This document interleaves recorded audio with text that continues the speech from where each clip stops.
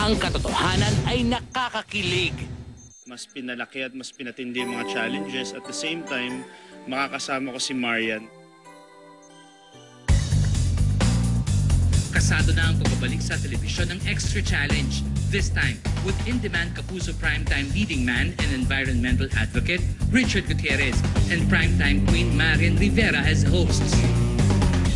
Very exciting yung bagong Extra Challenge ngayon dahil maraming binago sa mechanics ng game. Mas pinalaki at mas pinatindi yung mga challenges. At the same time, makakasama ko si Marian na first time niya mag-host at first time namin makikita on TV together.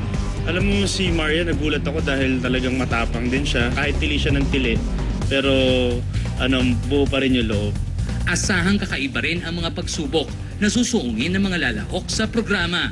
Talagang madugo yung mga challenges. Mahirap, may physical, may mental, may psychological challenges. Pero kung sakaling may mag-back out, sabi naman namin niyan, kung sakali, gagawin namin yung challenge, kakayanin namin.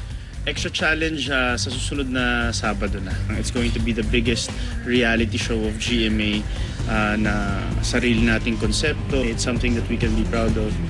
And yun, it's an honor for me to host it with Marian. Bukod sa Extra Challenge, magsasama rin sina Richard at Marian sa pinakabagong pelikula ng GMA Films na My Lady Boss.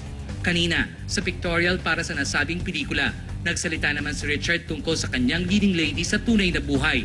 Ang nobyo nitong si Sara Labati. Kung matatandaan, kamakailan lang ay nauna nang umamin si Chard kay Sara ukol sa kanilang relasyon. Kasi mahirap din naman na ganun yung sitwasyon. Mas masarap yung feeling na open kami at wala kami tinatago. Wala naman kami tinatago.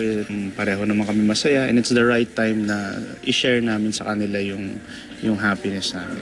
Gusto ko rin na makilala ako nung parents nga na maayos yung intention ko. I don't have bad intentions. So, syempre, kung gusto nyo tawaging old-fashioned, gano'n na nga siguro. Matagal na siyang nakilala ni Mommy and Daddy. Nung makapiling kang muli pa lang. Pero inintroduce ko si Sarah sa isang family dinner namin. In-invite ko siya dun sa bahay din namin. Happy naman din yung parents ko. Happy din yung parents niya. So there's nothing wrong. Inamin na rin ni Chard na birthday gift nga nito kay Sarah ang kanilang biyahe kamakailan sa Europa. Kinailangan ko rin ng vacation after ng matinding trabaho ko dito. So I took the opportunity to get to know Sarah even more sa Switzerland. Thank you din. Thank you for everything, for showing me Switzerland and for such a memorable trip. And thank you for your patience kung sometimes impatient ako. So thank you for understanding and thank you for just being there and enjoying with me. Ay nakakakilig.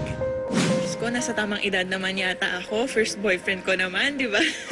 Simula pa lang sa kanilang tambalan sa Makapiling Kang Muli, hindi na humupa ang usap-usapang may namumuong relasyon kina Richard Gutierrez at Sara Labati. Umigting pa ang intriga nang sabay na magbakasyon ng dalawa sa Europa matapos ang nasabing TV drama. At kamakailan sa isang interview, nauna nang umamin si Richard na may relasyon nga sila ni Sara. Hindi ko lang inasahan na yun nga siya na yung nauna na nagsabi.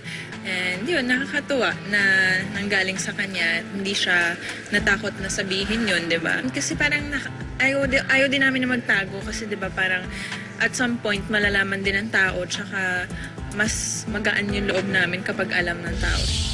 Kung iisipin, ito ang unang pagkakataong naging very vocal si Richard tungkol sa babaeng kanyang karelasyon. Siyempre, nakakatuwa, di ba? Sino bang hindi kikiligin? Malaman mo ngayon lang naging ganon. Paano nga bang sinuyo ni Richard si Sara?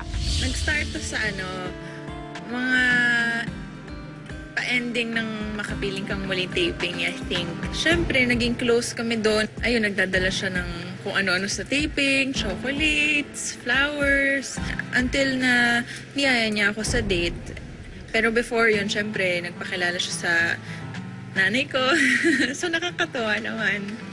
Very makaluma. Pero nakakatuwa, di ba? Kasi kahit 2012 na, may ganun pa rin. Nag-usap sila ni mama. Niligawan niya rin si mama. Si daddy naman. Yun, nakita naman niya yung good qualities ni Chard. So, boto naman yun, si dad and mom. Pero totoo bang noon pa kursunada ni Sarah ang binata? Ito na, lilinawin ko. Tinanong ako noon kung sino ba yung gusto kong leading man nung baguhan ako. At sinabi ko siya. Siya lang naman kilala ko dito. Hindi naman ako taga dito noon. Sa abroad ako pinanganak. Richard is now 28 and Sarah just turned 19. Maging issue kaya sa dalawa ang malaking age gap nila? Hindi naman naging issue yung age dahil I guess kapag ka nasa industriya ka, lahat ng nasa industriya, kumbaga mas mature mag-isip. Diyos ko, nasa tamang edad naman yata ako. First boyfriend ko naman, di ba?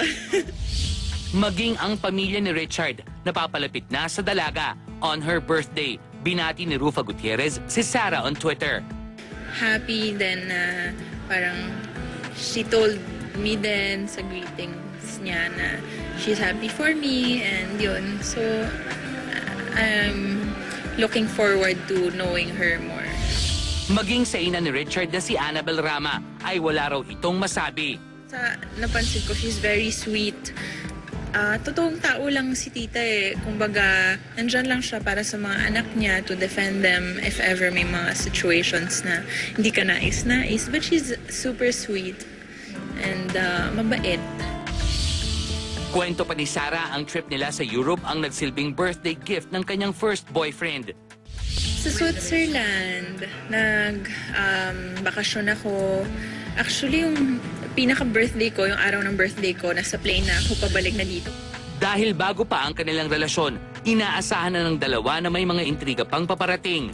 Lalo't na ipapares sila sa iba. Tulad na lang ni Richard kay primetime Queen Marian Rivera na makakasama nito sa Extra Challenge at pelikulang My Lady Boss. Naiintindihan ko naman na it's part of his job. It's also part of my job na ma-prepare ako sa ibang leading men. So,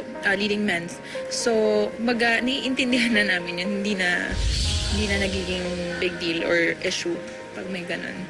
Well, thank you for a memorable and very fun, for that fun trip. And magpapaka-cheesy na ako. Thank you for the memories. And alam niya na yun eh. Dapat siya yung may message sa akin. Birthday ko eh.